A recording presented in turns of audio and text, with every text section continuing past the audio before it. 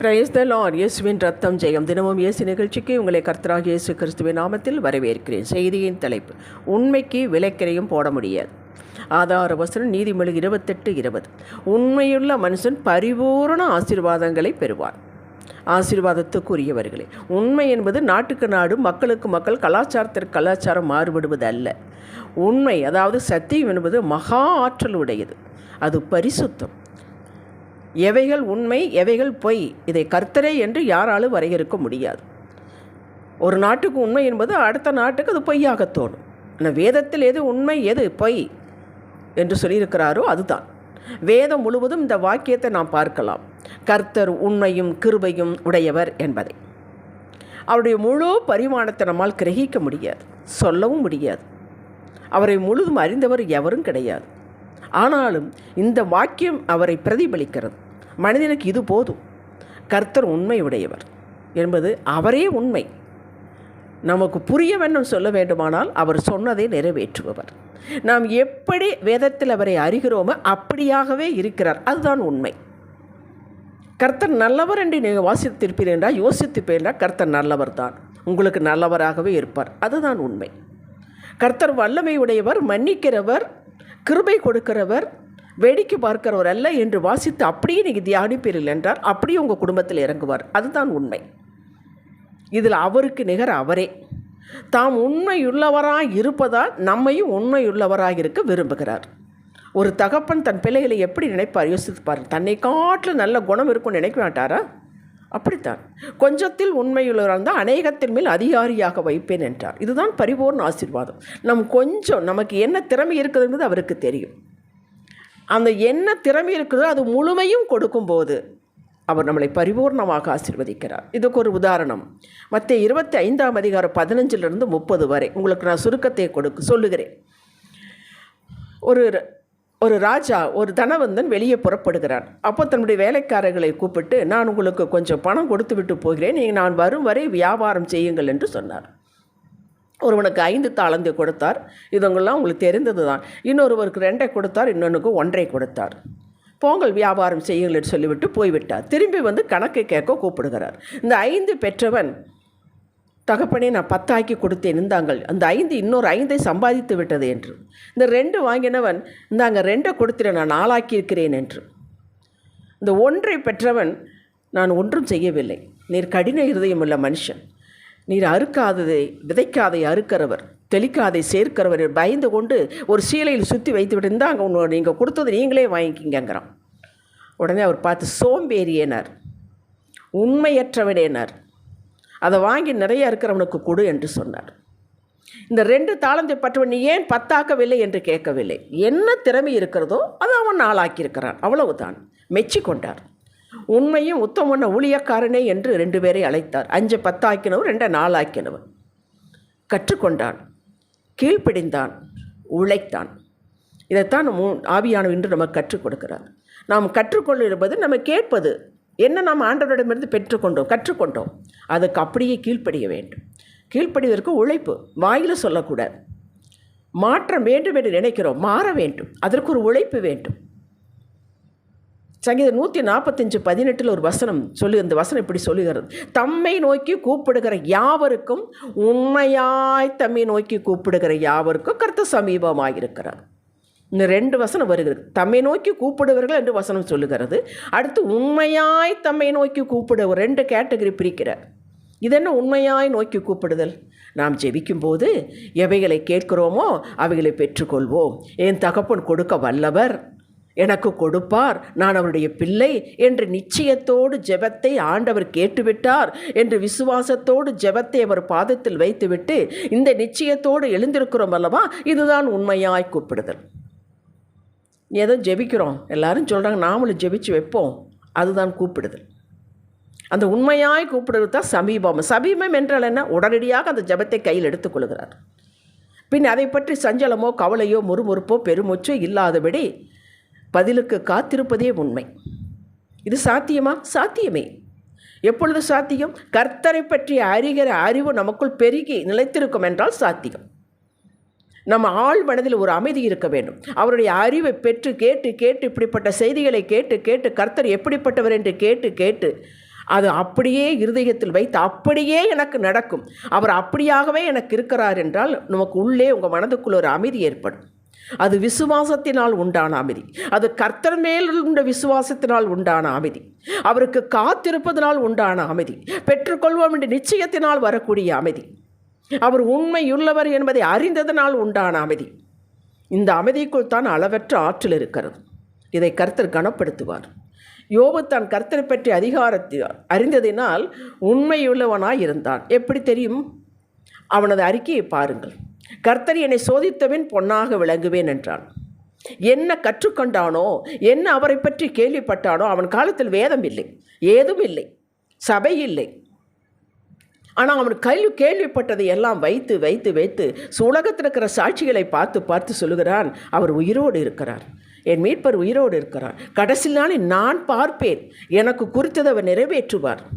இதுதான் கற்றுக்கொண்டதை திருப்பி அவன் சொல்லுகிறான், உண்மையாய் சொல்லுகிறான். முகாந்திரம் இல்லாமல் அவர் எதையும் செய்ய மாட்டார். இவைகளால் உறுதியாய் கடைசி வரை நின்றான். பரிபூர்ண ஆசீர்வாதத்தை பெற்றான்.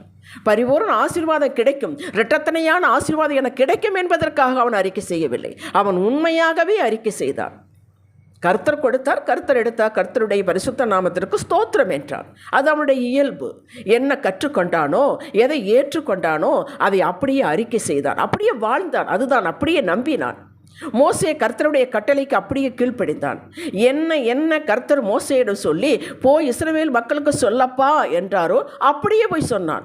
ஐயோ, இதையெல்லாம் சொன்னால் கல்லெறிவார்களே, கொஞ்சம் சொல்லலாம், கொஞ்சம் வைத்து கொள்ளலாம் என்று அவன் செய்யலவே. மக்கள் ஏற்றுக்கொண்டால் என்ன சொன்னால் சரி, சொல்ல சொன்னார், நான் சொல்லிவிட்டேன்.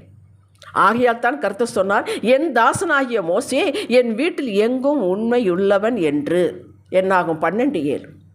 இஸ்ரவேல் மக்களை பற்றி கர்த்தர் குறிப்பிடும் போது, இவர்கள் வாயினால் உதட்டினால் என்னை துதிக்கிறார்கள், இருதயமோ என்னிடத்தில் நிலைவரப்படவில்லை, இவரிடத்தில் உண்மை இல்லை என்கிறார். அது உங்களுக்கு நான் இப்படி உதாரணம் சொன்னால் புரியும்.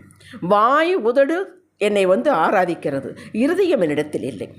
அதனால் சொன்னால் முழு இருதயத்தோடு, முழு மனதோடு, முழு பலத்தோடு என்னை துதி என்று சொன்னார். நாம் சபையிலே துதிக்கிறோம், ஆராதிக்கிறோம், அல்லேலுயா என்று சொல்லுகிறோம், ஆர்ப்பரிக்கிறோம். வெளியே வந்தவுடன் மற்றவர்களை பற்றி பேசுகிறோம், இழிவாக பேசுகிறோம். அதே ஏரியாவுக்கு தான் போகிறோம். ஒரு நடந்து போகிறவர்களை இந்த காரில் கூட்டிக் கொண்டு போக மாட்டோம். என்னது? இதுதான் வாயில் துதிப்பது. இருதயம் அவரிடத்தில் இல்லை. அப்படிப்பட்ட ஆராதனை அவர் ஏற்றுக்கொள்வது இல்லை. மக்களே, இவை எல்லாவற்றையும் ஒன்று சேர்த்து ஆவியான நமக்கு கொடுப்பது, அதாவது எப்படி உண்மையாக இருப்பது என்று எளிமையாக கொடுக்கிறார். ஒன்று, நாம் கற்றுக்கொண்டதில் உண்மை. என்ன நாம் வேதத்திலிருந்து கற்றுக்கொள்கிறோம்? இப்படிப்பட்ட செய்தியிலிருந்து என்ன கற்றுக்கொள்கிறோம்? சபையில் நாம் என்ன கற்றுக்கொள்கிறோம்? அந்த கற்றுக்கொண்டது உண்மை என்றால் அதை அப்படி ஏற்றுக்கொள்ள வேண்டும். 5-10 ஆக்கினவன் உழைத்தான், அப்படி நாம் உழைக்க வேண்டும் என்றால் அதற்கு ஒரு பிரயாசம் எடுக்க வேண்டும், முயற்சி எடுக்க வேண்டும். அந்த உழைப்பில் உண்மை இருக்க வேண்டும். நம்மை மாற்றிக்கொள்ள வேண்டும் என்பதில் உண்மை இருக்க வேண்டும். நம்ம அப்படி ஆயிக்கணும், இப்படி ஆயிக்கணும் நினச்சிக்கிட்டே ஆசைப்பட்டுகிட்டே இருக்கக்கூடாது. மாற வேண்டும். அதற்கு ஒரு உழைப்பு வேண்டும், அதுக்கு ஒரு முயற்சி வேண்டும், பிரயாசம் வேண்டும். இதிலெல்லாம் உண்மையாக இருக்க வேண்டும். சின்ன சின்ன விஷயத்தில் நாம் உண்மையாக இருக்க வேண்டும். இருந்தால் நல்லது, இல்லாவிட்டால் பரவாயில்லை என்று சமாச்சாரமே வேதத்தில் இல்லை. இருக்கணும், அவ்வளவுதான். கர்த்தரை தேடுவதில் உண்மை. ஒரு 20 நிமிடம் தான் கிடைத்திருக்கிறது. அந்த 20 நிமிடம் அவரோடு மனம் ஒன்றி இருதயத்திலிருந்து பேசுங்கள். உங்கள் முன்னிலையில் கர்த்தர் அமர்ந்திருக்கிறார் என்று விசுவாச உறுதியோடு பேசுங்கள். அப்போது அவர் உங்களோடு பேசுவார். அந்த 20 நிமிடம் அவருக்கே செலுத்துங்கள். வேலை செய்து கொண்டிருக்கும் போதோ, பிரயாணத்தின் போதோ நிச்சயம் உங்களோடு பேசுவார். அது உங்கள் இருதயத்துக்கு தெரியும். இதை கொடுத்து விடு மகனே என்று சொல்வது உங்களுக்கு தெரியும். உங்கள் மனம் பொய் சொல்லாது. அதுக்கு தான் பேர் மனசாட்சி. அது கொடுத்து விட வேண்டும். இது உன்னுடையது அல்லப்பா, கொடுத்து விடு, இந்த மன்னித்து விடு. நீ அவர்களோடு அப்படி கடிஞ்சு பேசுகிறது நல்லதல்ல. உடனே மன்னிப்பு கேட்டு அடுத்து செய்யக்கூடாது. மாடிக்கணும். மாற வேண்டும், மாற வேண்டும், மாற வேண்டும் என்று வாழ்நாளெல்லாம் சொல்லிக்கிட்டு இருக்கக்கூடாது. மாறுவதற்கு முயற்சி எடுத்து மாற வேண்டும். இதில் உண்மை இருக்க வேண்டும். அதை அப்படியே ஏற்றுக்கொண்டு, பிடிக்கிறதோ பிடிக்கலையோ, கம்ஃபர்டபுளாக இருக்கிறதோ இல்லையோ, அப்படியே கீழ்ப்படுத்தி செய்ய வேண்டும். செய்து முடிக்க, நிலை நிற்க பலன் கிருபை அவர் தருவார். இதுதான் கற்றுக்கொள்ளுதல். சவுல் கற்றுக்கொண்டான், கீழ்ப்படிய வேண்டும் என்பது தெரியும். தாவீதுக்கும் தெரியும் கீழ்ப்படிய வேண்டும் என்று. கீழ்ப்படிய சொன்னார். சாமுவேல் சொன்னால் தங்க இருப்பா, வெயிட் பண்ணப்பா, நான் வந்தேன், வெயிட் பண்ணலை. அமலேக்கிற அழியப்பான்ற அழிக்கவே தெரியும் அவனுக்கு.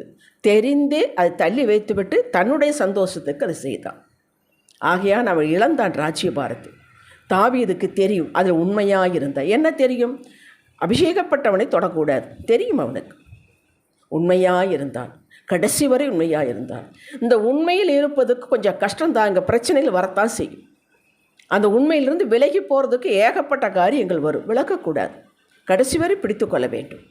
கடைசி வரை முற்றும் முடியில் நிலைத்திருப்பவனே ரட்சிக்கப்படுவான். அப்படின்னா என்ன? ஒரு கொள்கையிலே, ஒரு ஈழ்ப்படுதலே முற்றும் முடிய, இன்னைக்கு நாளைக்கு நாளனைக்கு அடுத்த வருஷம் அடுத்த வருஷம் நிலைத்திருக்கும் போது மட்டும்தான் ரிசல்ட்டை பார்க்க முடியும். தாவீதுக்கு நல்ல ரிசல்ட். எந்த இடத்துல எந்த வேலை செய்தாலும் அது உண்மை இருக்க வேண்டும், உழைக்க வேண்டும். சம்பளம் இவ்வளவு தான் கொடுக்குறாங்க, இவங்களுக்கு இவ்வளவு செஞ்சால் போதும், அது தவறு, அது உண்மை இல்லை. அவர்கள் என்ன சம்பளம் கொடுத்தால் அந்த சம்பளத்தாக நீங்கள் வாழ்வதில்லை. உங்களுக்கு பரலோகத்திலிருந்து கிடைக்கும். உங்களுக்கு எஜமானன் பரலோகத்தில் இருக்கிறார், அவருக்காகத்தான் நீங்கள் வேலை செய்கிறீர்கள். உண்மையாக இருக்க வேண்டும். இன்றைக்கி இவ்வளோ வேலை முடிக்கணும், அவ்வளோ வேலை முடித்து கொடுக்க வேண்டும், சந்தோஷமாக முடித்து கொடுக்க வேண்டும். மாற வேண்டும், நல்ல மாற்றத்தை ஏற்றுக்கொள்ள வேண்டும். வார்த்தையினால் இல்லை, உங்களது வாக்கில், கொடுத்த வாக்கில் உண்மை இருக்க வேண்டும். உங்களோட வருகிறேன், இதை தருகிறேன், இப்படி செய்கிறேன் என்று சொல்லிவிட்டு ஃபோனை ஆஃப் பண்ணி வைக்கக்கூடாது. குடும்பத்தில் உண்மை இருக்க வேண்டும். கணவன் மனைவிக்கு உண்மை, மனைவி கணவனுக்கு உண்மையாக இருக்க வேண்டும். உண்மையாக நடக்கிறவரும் அவருக்கு பிரியம். அதில் சிரமம் இருந்தாலும் அவர் பார்த்து கொள்வார். கர்த்தரை தேடுவதில் உண்மை. சனியார் நேரத்துக்கு சபைக்கு போக வேண்டும். 6:30 மணிக்கு சபை ஆரம்பம் என்றால் 6:25 போய்விட வேண்டும். முழு இருதயத்தோடு ஆராதிக்க வேண்டும். அங்கே என்னென்ன காரியங்கள் இருக்கிறதோ, சபை காரியங்கள், ஒழுங்குகள், அதில் முழுமையாக ஈடுபட வேண்டும். காணிக்கை செலுத்துவதிலிருந்து எல்லாவற்றும் உண்மை இருக்க வேண்டும்.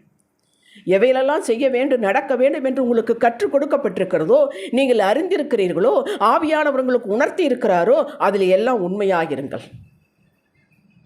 பாவம் கர்த்தருக்கு அருவருப்பானது என்று தெரிந்து செய்யாமல் இருப்பது தான் உண்மை. ரூத்தை பற்றி உங்களுக்கு தெரியும். அவள் தேவனை அறிந்து கொண்டாள். அதில் என்ன உண்மையாக இருந்தால், இந்த தெய்வம் எனக்கு வேண்டும், பிடித்து கொண்டாள். அற்புதமான ரிசல்ட். யோசேப்பு தான் கற்றுக்கொண்டது, கர்த்தர் என்னை கவனிக்கிறார், கர்த்தர் என்னோடு இருக்கிறார், அதில் அவன் இருந்தான். அவன் இடத்துக்கு இடம் தன் குணத்தை மாற்றிக்கொள்ளவில்லை, உண்மையாக இருந்தால். அற்புதமான ரிசல்ட். நீங்கள் தேவனோடு உண்மையாக இருக்க வழக்கமாக்கி கொண்டால் மற்ற எல்லாரோடு உண்மையாக இருப்பது உங்களுக்கு லகுவாக இருக்கும்.